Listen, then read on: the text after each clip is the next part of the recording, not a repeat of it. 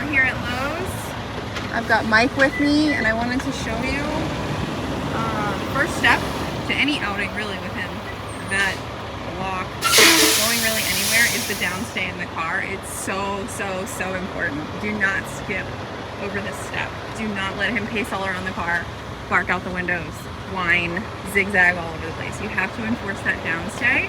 And then even equally as important is having him hold the downstay as the door is opening. Okay, look how calm he is. All right, we've worked on thresholds so hard. Every opening, crate, door, car door, he's assuming it's not for him until offered by me, right? Because maybe I just wanted to open this up and get something, right? So good boy, he's doing so amazing. This outing is already off to a great start. Imagine if I let him be crazy all over the car, let him bolt out the car, let him drag me around the parking lot, and then I'm gonna expect him to behave inside. It doesn't work like that. So we've got to do this step by step by step. You are such a good boy.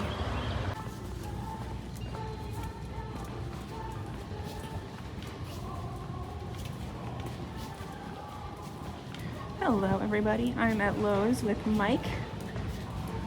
This is a big outing for him. Mike has been here 5 weeks, almost. He's nearing the end of his program. Came here barking, growling, lunging, a couple bites on his history, including his housemate, a dog, a stranger, and tried to bite his owner over nails. Has to be muzzled at the vet, you know, all this stuff. We've talked about it before. So honestly, the thing to remember with a dog like Mike is to truly step up and be their leader in outings like this and just on a regular walk as well. And what does that mean?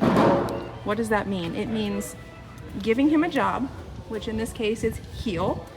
And I'm getting really specific with that position. I want it to be that perfect heel position. I'm not going to let him push ahead. I'm also going to not let him lag behind either. And correcting anything that is not heel. That gives him something to focus on.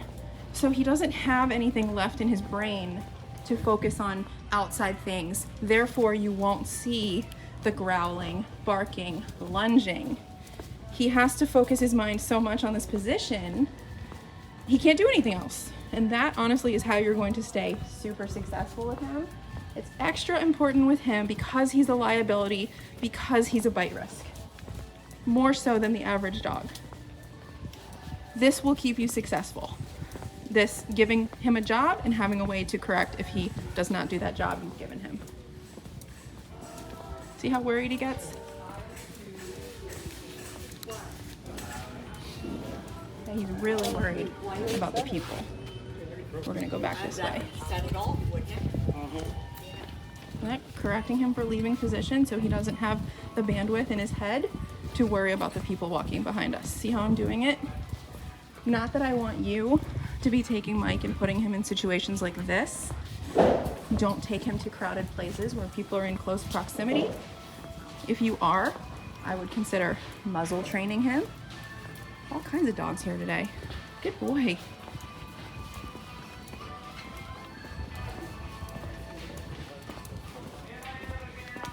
But if you're just walking him like at the cemetery or, you know, downtown when it's not crowded, you definitely want to give him that job of heel and then stay super strict with it, more so than the average dog. Because this is what's going to keep him successful. So I did see the worry. You see the forehead will wrinkle, the ears will go up, he'll start staring. He does get concerned about people. And as long as you're right there to say, don't worry about them, focus on your job, you guys should be okay. But he's never going to be that dog who can like walk by people in a close proximity, right? I'm correcting there. It's just too much of a risk. But if we keep things just like this, I mean, this is totally manageable. Am I going to walk him by somebody? No. Too much risk. Because he could try to take a cheap shot, lunge away and bite, which is exactly what he did when he bit the person at the park. Go this way.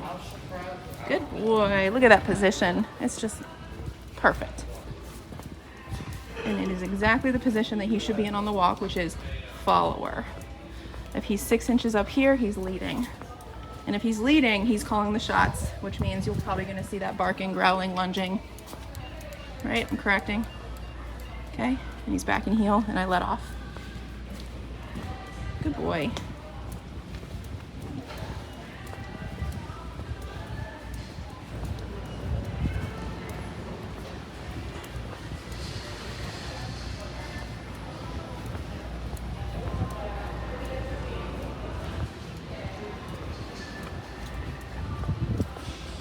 All right, I'm gonna talk about something else here.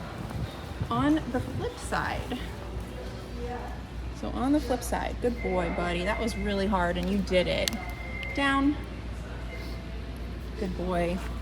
Okay, so his job is to listen, right? No matter what. So if you give him heel, he should listen to heel. If he's not listening, you need to correct him, okay? But another part of your job is to advocate for him so that if anyone were to come up to us and say, oh, can I touch your dog? You would say, no, thank you. He's training. Do not let strangers touch him. He doesn't want it. Another little trick is if you've got him in a downstay and you are somewhere out, I like to put my foot on the leash, and that just gives you an extra layer of safety so he can't run over there and bite somebody. Okay, exposure like this is super important for an insecure dog like him. He needs to know that he's coming out with nothing to do except listen, right? When he starts making his own choices and they aren't corrected, that's when you're gonna start to see problems. I'm gonna click a low level here, okay? Well, I was going to, but he calmed himself down. What I don't wanna see is like really intense staring. You can interrupt that with a low level click. You'll see the forehead start to crinkle, the ears will go up. Good, that's a stress yawn. He's relieving some stress and he's saying, oh, this isn't so bad, right? But you definitely want to correct the intense staring. Forehead crinkled, ears up, more than like 3 seconds. But this is good. This is super calm despite people walking around. And again, remember at drop off, it was just constant barking, growling, lunging, constant movement. There was no control at all. We had to pick him up and get him in the car. He was pulling everywhere, right? And now we've got a downstay at the main entrance of Home Depot, and he's chill. And it's all because we've got this communication system where I give him a command, he listens, and I also have a way to correct him if he doesn't. I'm not seeing any biting vibes, but again, it's like smoke and mirrors. It's because I've got control over the situation. I don't recommend you guys bring him to a place like this. Good boy. I think that's enough for today, buddy. So to get him back into your heel, you're just gonna tap the tone, start walking, and say heel. Okay. Heel. And you go right back into it.